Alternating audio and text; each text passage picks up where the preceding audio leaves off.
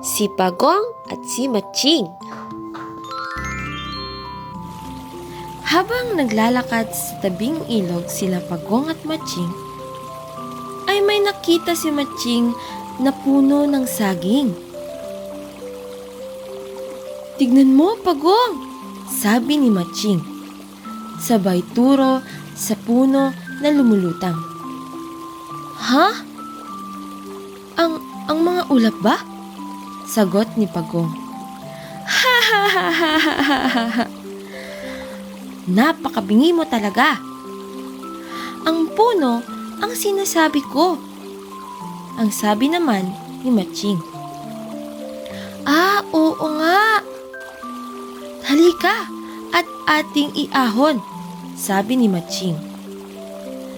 Nagtulungan ang dalawang iahon sa lupa ang puno. Nang mapunta na ang puno sa lupa, pinilit ni Matching na hatiin agad ito. Pinili niya ang itaas na bahagi na may maraming dahon dahil akala niya ito ang mas mabuting bahagi na mabilis na mamunga.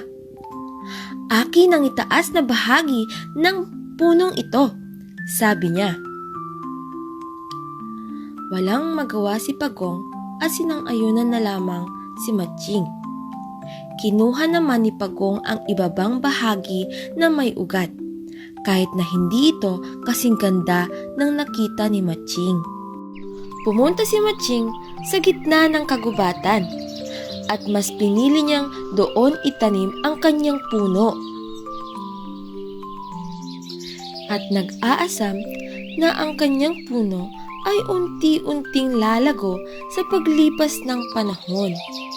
Ngunit ang hindi niya alam ay unti-unti pala itong mamamatay, na ang mga dahon nito ay unti-unting nalalanta. Samantala, ang puno naman ni Pagong ay unti-unting nabuhay. Yumabong ito at napakaganda ng pagkakatlaki. Namunga ito ng pagkakatamis-tamis na saging. Samantala, nakita naman ni Matching ang mayabong na puno ng saging ni Pagong. Malungkot nitong isinalaysay ang nangyari sa kanyang puno. "Huwag kang mag-alala dahil babahagian kita ng bunga ng aking pananim," sabi ni Pagong. Tuwang-tuwa si Matching, kung kaya't inalok niya si Pagong na siya na lamang ang aakyat sa puno upang pitasin ang mga bunga ng kanyang pananim. At sumang-ayon naman si Pagong. Nang makataas, ay kinain lahat ni Matching ang bunga ng pananim ni Pagong. "Magbigay ka naman ng kahit ilan," sabi ni Pagong. Ngunit tumawa lamang ang lokong Matching. "Balat man na matamis ay hindi kita bibigyan," pang-uuyam naman ni Matching kay Pagong.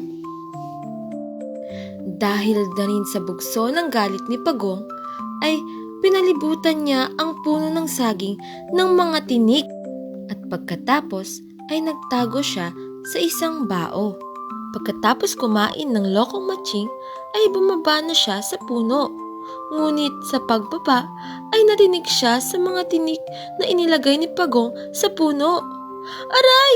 Aray! Aray!" mga daing ni Matching habang bumababa sa puno ng saging. Nang makababa si Matching, ay umupo siya sa isang bao sa malapit sa puno ng saging upang tanggalin ang mga tinik-tinik na naiwan sa katawan niya. Ngunit hindi niya alam, doon nagtatago si Pagong. Kung kaya't kinagat ni Pagong si Matching. "Aray!"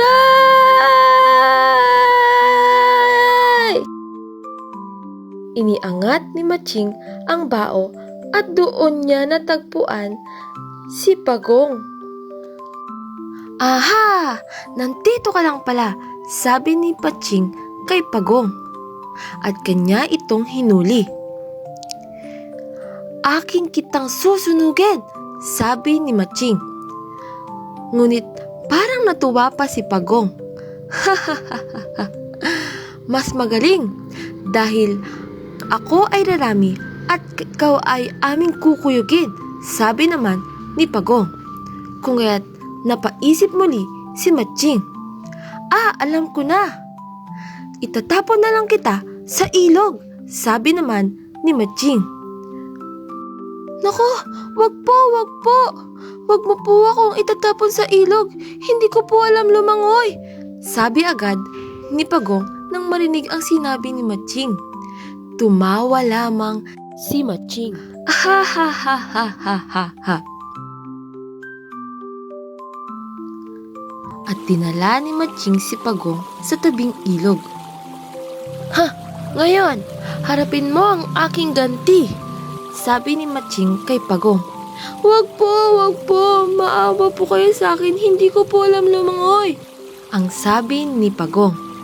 Ngunit hindi nakinig si Matching. Itinapon nito si Pagong sa ilog. Tumatawa si Pagong nang kanya itong itinapon. Matalino nga ang Matching, naiisahan din, sabi ni Pagong. Tuwang-tuwa ito na lumangoy-langoy sa ibabaw ng tubig.